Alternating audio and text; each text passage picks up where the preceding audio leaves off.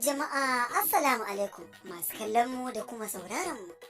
Yau ma kamar kullum muna nan a cikin shirin nan namu mai suna fashin bakin Kannywood, a inda muka jefa kugiyar laliban muka gano muku wani hamshakin mawaki inda ya baje hajasa wajen zakulo kalaman da suke nakushe zuciyar 'yan mata. Wato wannan fasihin mawaki ba kowa bane illa Auta MG Boy. Wato wannan hamshakin mawaki ainihin cikakken ɗan ƙasar Nijar ne. Kana da ƙasar Nijar ya yi takakkiya daga nan har zuwa garin Katsina. Da garin Katsina ita ba nan ne gurin zama ba, ya ce ina sha Kaduna. To anan dai muka samu rahoton Auta MG Boy na karkaɗe jakarsa. Ina za ka? Ya ce ni fa sha garin Kano. Ta dabo mai ɗimbin jama'a ta riƙa shi, wato baya goyi marayu.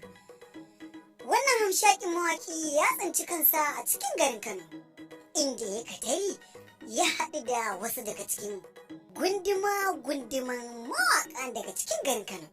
Su kuma al'ummar jihar Kano suka ƙara mara masa baya. Wato wasan ya fara ne daga wata waƙa mai suna Baba Ai Mini Aure. Ga kaɗan daga cikin irin baitocin. Baba ni dai ayi mini aure, ayi mini aure, na yi girma na hankali baba, ayi mini aure.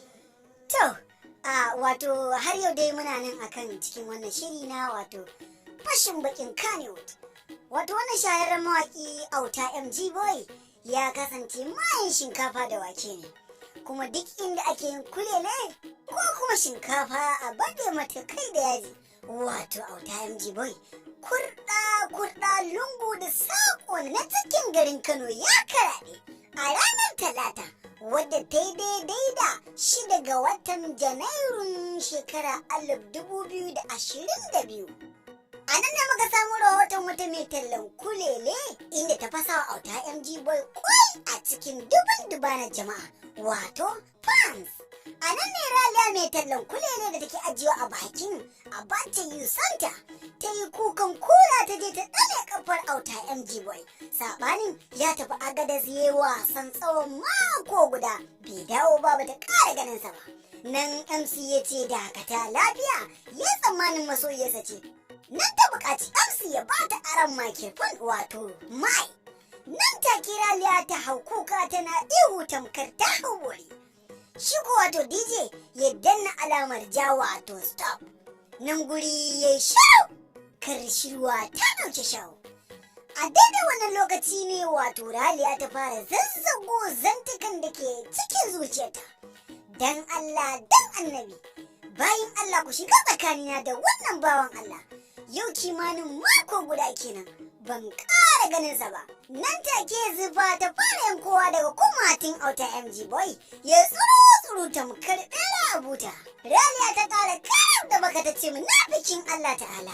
Ka cuce ni, ka cuci rayuwata. Abin da kai mun kuma ba zan taɓa yafe maka ba. Kuma daga yau sai yau babu ni babu kai. Ga shaidu suna kallon ka, kuma ina da buƙatar a yi min tsakani da kai.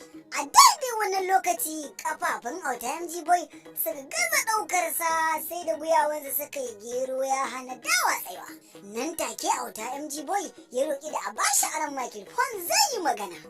To, masu sauraron mu, idan wannan shine lokacin ziyartar ka wannan shafi namu na Bigiyar Kannywood, ka danna subscribe, kana ka danna ƙararrawa domin sanar da kai da tsarin mun ɗora.